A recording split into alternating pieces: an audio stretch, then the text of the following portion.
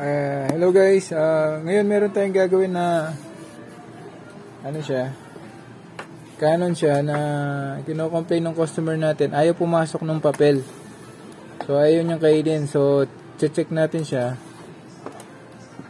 So ngayon, siguro marami naka-experience niyo na mga printer na ayaw kainin ng papel. Tapos may problem din siya sa nagba-backflow din yung ink niya. So gagawin natin, mag-insert tayo, sisindihan natin siya. So maglalagay tayo ng papel. So tingnan natin kung ayaw niyang kainin. So ayan.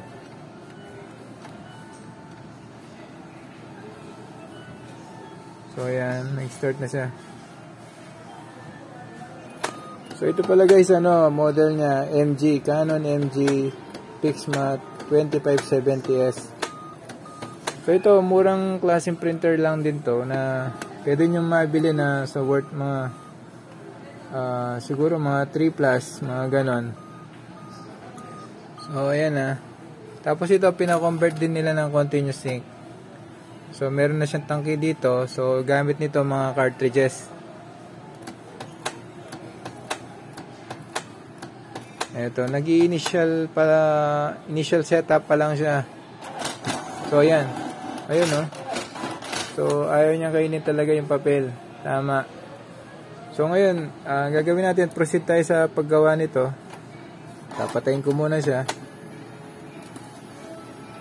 So papatayin natin siya. Ayan.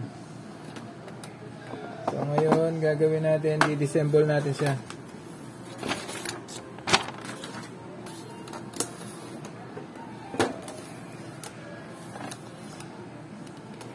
So titingnan natin yung loob niya, bakit ayaw pumasok. So ngayon, tapos dito guys, meron siyang screw rito, pati dito sa kabila. So gagawin nyo, ayan, screw nyo rito. Tapos pag flip nito, ganito. Dahan-dahan lang kayo, baka masira nyo yung flex nito, yung power flex. So mahirapan kayo imbis na magawa nyo, masira.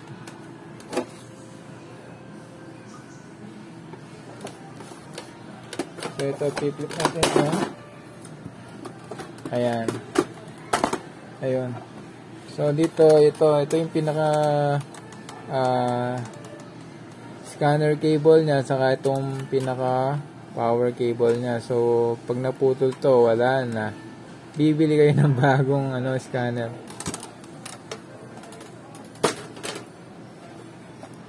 So visual check tayo. So titingnan natin dito. So wala siya nakabara. So ayan. So check natin.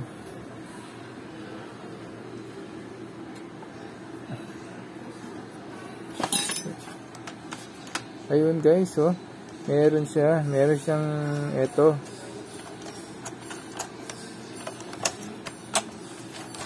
Dali, kuha tayong pang So gagamit tayo ng tools na pantanggal sa kanya. So nakaipit siya sa makina niya.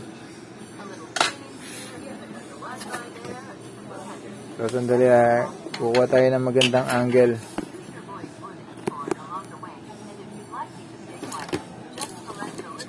So medyo nakaipit siya doon sa loob.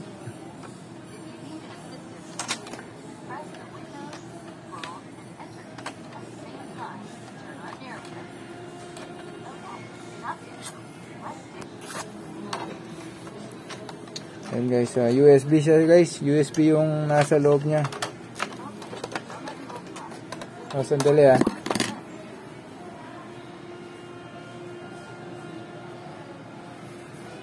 So medyo maigpit siya. So dahan-dahanin nyo lang kasi baka mabigla nyo naman itong makina niya. Lalong masira.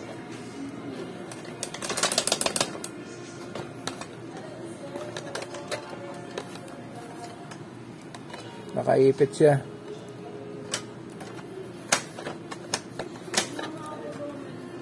Yun.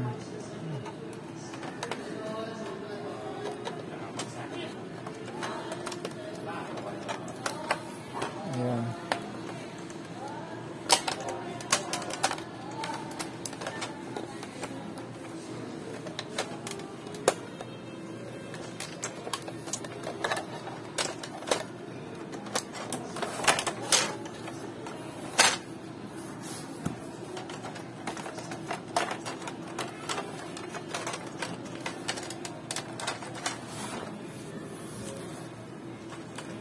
So medyo parang ano siya, nakaipit siya sa loob.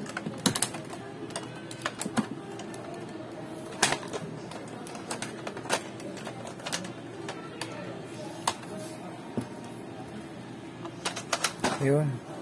So ito guys, oh, nakakita na natin yung salarin. So ngayon gagawin natin, test natin siya. Check natin, babalik muna natin yung ano niya, baka ito na yung ma-resolve na yung problem natin.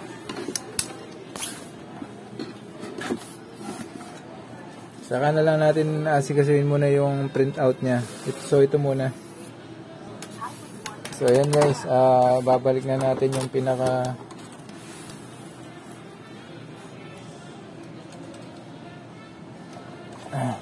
scanner niya. So ganito lang din pagbabalik. So meron siyang power saka yung pinaka scanner cable niya.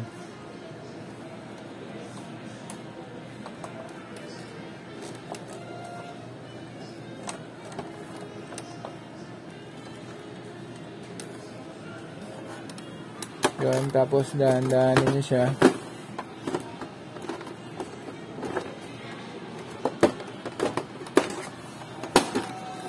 Yan. Okay, tapos ibalik niyo na lang yung mga screw niya rito. So, gagawin natin, babalik ko na siya.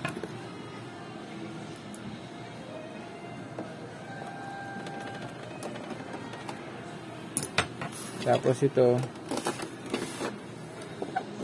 ayan, pinaka-tray niya. So, test natin siya. So, ipa-power on muna natin siya. Ayan. Power on.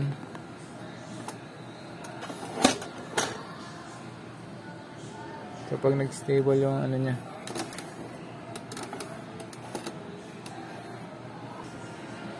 So guys, stable na itong power. Ito okay lang to. Kung nagbi-blink man yung black colored, okay lang. Wag lang itong mag-blink yung pinaka-triangle niya. So ibig sabihin, pag nag-blink yung triangle niya, meron siyang error. So minsan nag-error yung ano niya, meron siyang error. So ibig sabihin, hindi ganong naka-attach yung power cable niya, pati yung scanner cable niya. So ayun guys. So maglalagay tayo ng papel ngayon. I-try natin siya.